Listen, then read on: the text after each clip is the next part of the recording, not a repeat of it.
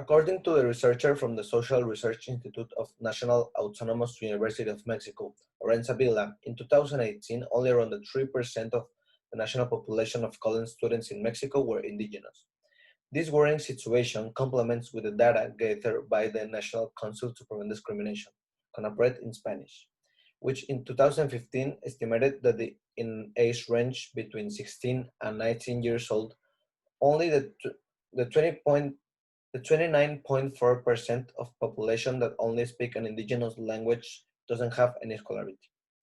This contrasts dramatically with the 2.2% reported by the group of the same age that speak Spanish in addition to an indigenous language.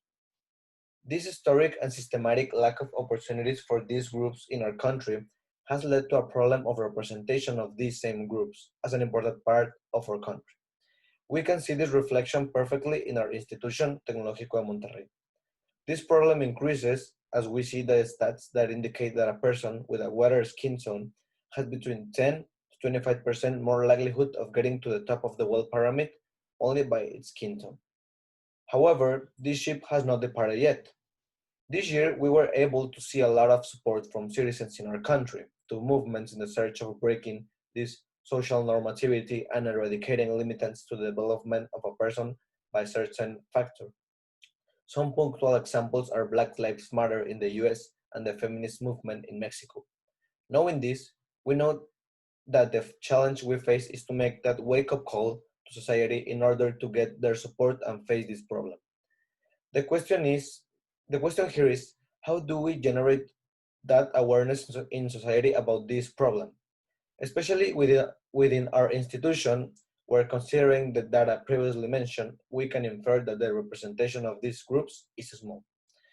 Our proposal consists of a week of workshops and conferences specifically directed to the awareness of cultural diversity in our country and about the problem, many times seen as taboo, racism in Mexico. We intend to replicate what's been done by student groups that advocate for women's or LGBT community rights. It is expected that this will be the first step towards an opening of opportunities to students that due to its physical features, maybe they haven't had the same opportunities as students with a lighter skin tone.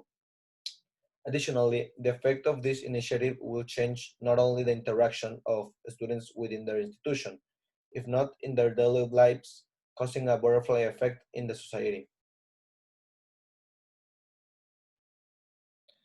And after saying all this, I would like to leave you with this question, and this: how do we solve a problem? How do we face it if we don't know completely the problem? Okay. Thank you very much for your time, and that's all.